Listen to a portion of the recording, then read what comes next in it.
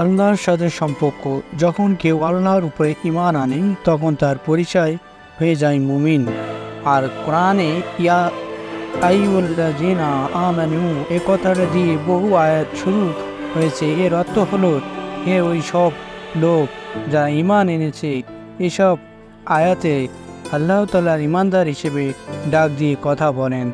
কোরআনের শেষ সূরাটির নাম আন-নাস।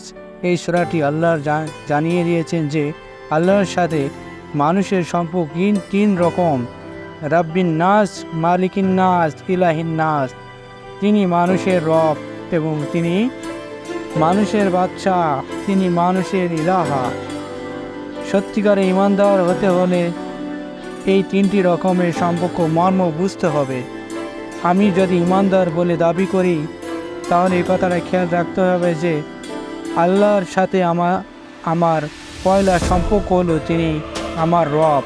আর রবের শব্দ অর্থ হলো যিনি আমার লালন পালন করেন। তিনি আমাকে মায়ের পেটে প্রায় 10 মাস লালন পালন করেছেন।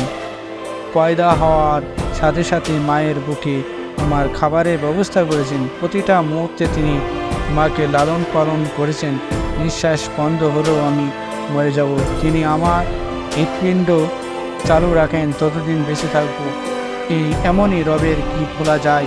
মায়ের চেনা মমতায় কি ভোলা যায়? সেই রব আমার মায়ের মানে এমন মায়া দিয়ে তাকে তো সবই মনে রাখা উচিত। তাই তিনি নামাজে রুকু ও সিজদা আদায় রব আল্লাহ রব জপ করার শিক্ষা দিয়েছেন। তিনি রাব্বুল আলামিন অত সত্য তথা সারা জাহানের সব। তবুও আমাকে আমার রব বলার অনুমতি দিয়ে আপন করে কাছে টেনে নিল। শিশু আমার আম্মু আর আব্বু না বলে তৃপ্তি পায় না। যদি আম্মু তার একা নয়, তার ভাই বোন তার আছে।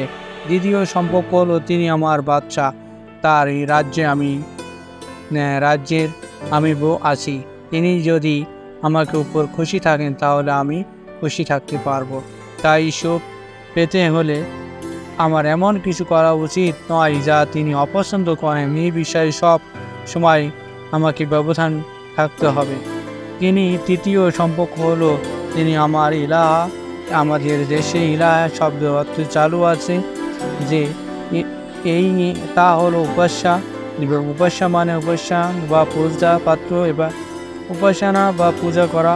যদি এই অর্থ মেনে নেওয়া হয় তাহলে বুঝতে হবে যে উপাসনা করার সময় তার সাথে আমার সম্পর্ক অন্য কোনো সম্পর্ক নেই। অথচ তিনি যেমন আমার সব সময় রব এবং বাচ্চা, তেমনি সব সময় ইলাহা।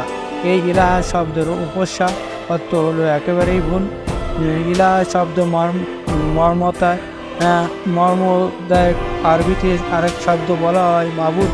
মাবুদ মানে মনিব বা আদব মানে দাস। মাবুদ মানে যার দাসত্ব করা হয়, আর দাস হলো হুকুমের গোলাম, যার মাবুদ হলো দাসের হুকুমকর্তা।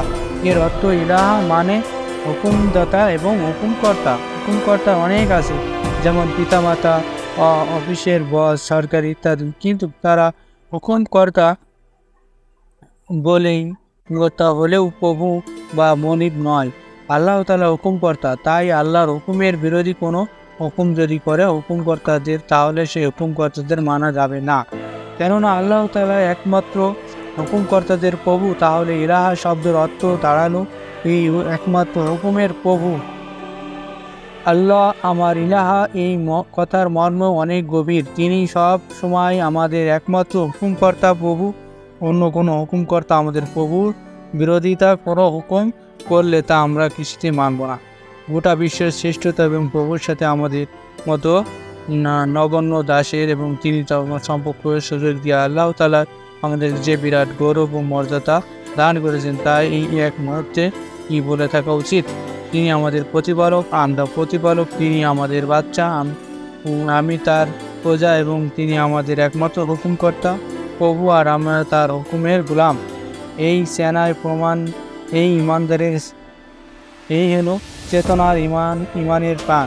ওই চেতনার সজাগ থাকলে ইমান মজবুত থাকবে। তাফাজ্জল হোসেনের লেখা এই গানের দুটো এক লাইন উল্লেখ করা হয়েছে আমার বাপ। রব আল্লাহ আমার রব, এই রবই আমার সব, দমে দমে অনুমানে করে নিঃশ্বাসে নিঃশ্বাসে মনে কথা অনুভব করাই হলো সেখানে।